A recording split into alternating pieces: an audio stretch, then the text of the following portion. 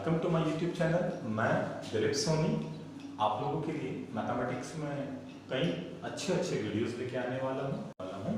अगर आपको मेरे वीडियोस पसंद आए तो ज़रूर लाइक करें, मेरे चैनल को सब्सक्राइब करें। इनका मतलब होता है एक ही संख्या का 3 बार गुणा, जिसको 3 घातांक के रूप में भी लिखते हैं, एक ही घात 3। इसका मतलब ये हुआ कि हमें एक ही संख्या को 3 बार गुणा करना है। तो हम लोग क्या करेंगे कि 3 बार गुणा तो कर सकते हैं, लेकिन निखिलम विधि कहती है आप घनफल बहुत आसानी से निकाल सकते हो, क्योंकि यहां चूंकि तीनों संख्याएं सेम है, इसलिए तीनों का विचलन भी सेम होगा। तो हम लोग अगर इस फॉर्मूले में देखें तो क्या क्या चेंजेस होने वाला है इस फॉर्मूले में। इस फॉर्मूले में जो संख्या है वो तो यहां पर भी है, उसमें अन्य दो विचलन जुड़ रहे थे, अन्य दोनों के विचलन जुड़ रहे थे। अब चूंकि संख्या तो सेम है तो विचलन भी सेम होंगे, तो हम लोग यहां 2 इंटू विचलन कर लेंगे। बिल्कुल, तो हमारे पास फर्स्ट सेक्शन बन जाएगा संख्या प्लस 2 इंटू विचलन। सेकेंड सेक्शन में क्या होता था, दो विचलनों का गुणा। यहां पर विचलन तो सेम है, तो यहां पर हम लोग एक ही विचलन का 2 बार गुणा कर रहे हैं, क्योंकि दो विचलनों का गुणा करना है, यानी कि विचलन का वर्ग, और फिर उसे हमें जोड़ना भी है। तो इसका मतलब 3 बार जोड़ेंगे, दो विचलनों का गुणा करके जोड़ेंगे तो 3 बार जोड़ेंगे। तो यहां हो जाएगा 3 इंटू विचलन का वर्ग, और लास्ट में तीनों विचलनों का गुणा, विचलन तो सेम, तो यहां तीनों विचलन सेम है, इसलिए हम लोग विचलन का 3 बार गुणा यानी उसका क्यूब कर देंगे। ओके, तो हम लोग फॉर्मूला एक बार लिख देते हैं, फिर एक एग्जांपल से आपको मैं समझाता हूं। तो फॉर्मूला बन गया यहां पर हमारे पास में, पहला तो आ गया संख्या प्लस 2 इंटू विचलन, हाँ क्योंकि अन्य 2 के विचलन होते थे।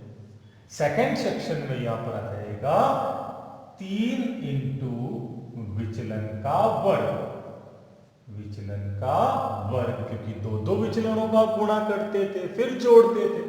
और थर्ड सेक्शन में हमारे पास आ जाएगा उसी विचलन का घन, विचलन का क्यूब। ओके, तो बड़ा छोटा सा फॉर्मूला बन गया घन निकालने का, तो चुटकियों में निकाल सकते हैं। तो एग्जाम्पल लेते हैं, एक उदाहरण लेते हैं और उस एग्जाम्पल से हम इसको समझते हैं। फॉर एग्जाम्पल में एक छोटा सा एग्जाम्पल लेता हूं, मुझे 13 का घन निकालना है, 13 का क्यूब निकालना। तो 13 का घन निकाल लेंगे। तो हम देखते हैं कि 13, चूंकि निखिल हम आधार विधि पढ़ रहे हैं, तो 13 का आधार जो होगा वो स्वाभाविक है 10 के पास में, तो 13 का आधार हो गया 10।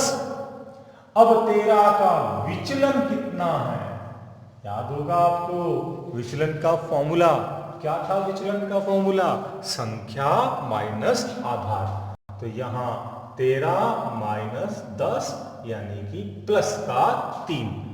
ओके, तो अब आ जाते हैं, बस मान रख देते हैं। तो अपने पास में घन आ रहा है, संख्या कौन है 13, प्लस 2 इंटू विचलन, तो 2 इंटू विचलन। अब चूंकि पहले गुणा किया जाता है इसलिए इसको कोष्ठक में लिख देते हैं। सेकेंड सेक्शन में आ जाएगा 3 इंटू विचलन का वर्ग, तो 3 इंटू विचलन, विचलन कितना है 3, हाँ, तो 3 का वर्ग आ जाएगा। बिल्कुल, और लास्ट सेक्शन में विचलन का घन आने वाला है, तो 3 का घन यानी 3 का 3 बार गुणा, इजीली कर सकते हैं। 3 तिया 9, 9 तिया 27। बिल्कुल, तो सबके मान रखते हैं फटाफट। 13 प्लस 3 दूने 6। सेकेंड सेक्शन में क्या आ जाएगा भाई, 3 का वर्ग तो पता है ना, 3 का वर्ग 9, और फिर उसका 3 से गुणा भी करना है, तो 9 तिया 27। बिल्कुल, और लास्ट सेक्शन में 3 का घन, वो तो जानते ही हैं, 3 का घन मतलब 3 इंटू 3 इंटू 3, तो 3 तिया 9, 9 तिया 27, तो वहां लिख दिया जाएगा। अब निखिलम विधि की लिमिटेशन, वो कहती है प्रत्येक भाग में उतने ही अंक होंगे जितने आधार में शून्य। यहां आधार में एक शून्य है, तो हर एक भाग में एक अंक ही रहने वाला है और लास्ट भाग में कितने ही रह सकते हैं। तो यहां 13 और 6 तो हो गए 19। यहां आप देखो 27 को सॉल्व इसको नहीं करके पहले इसको सॉल्व करेंगे क्योंकि लास्ट भाग में 7 लिखा, तो ये 2 आगे आ जाएगा, हासिल के रूप में जुड़ जाएगा, 27 और 2 29 हो जाएंगे। तो बिल्कुल यहाँ 29 लिख दिया जाएगा और यहाँ हो जाएगा 7 अकेला।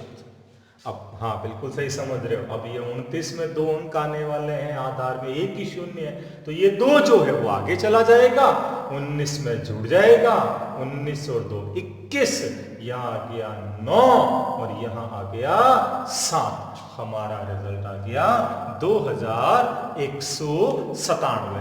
हाँ, इस प्रकार से हम लोग बड़ी ही आसानी से किसी भी संख्या का घन निकाल सकते हैं। एक बड़ा एग्जाम्पल ले, मैं एक और बड़ा एग्जाम्पल लेता हूँ। सेकंड एग्जाम्पल लेता हूँ मैं यहीं इसी के आगे यहाँ सॉल्व कर लेता हूँ। थोड़ा सा नीचे स्पेस कम है तो हम लोग यहीं एक बार कोशिश करते हैं।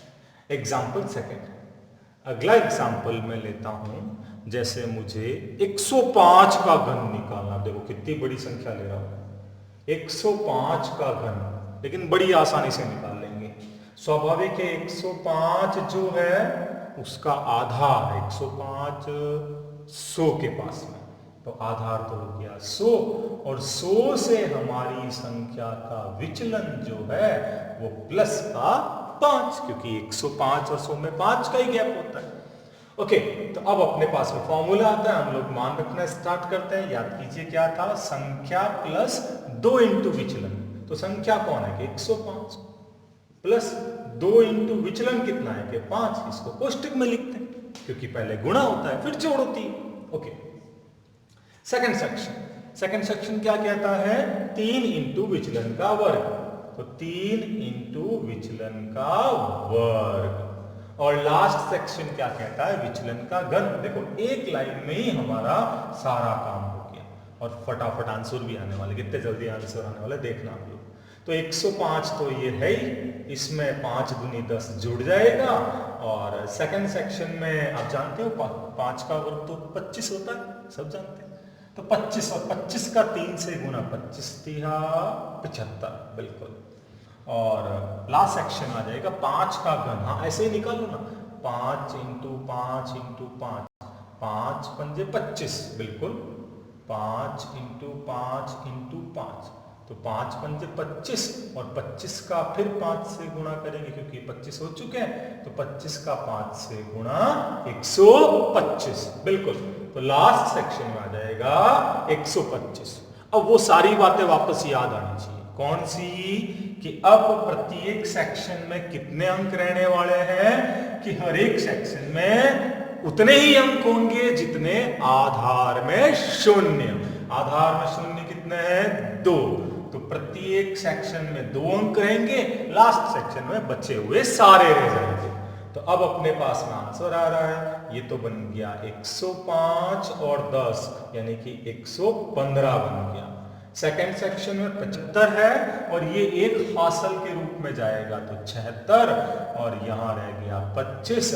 अब हर एक सेक्शन में 2-2 अंक हैं, लास्ट में कितने ही रह सकते हैं, अपना आंसर आ गया 1 1 5 7 6 2 5।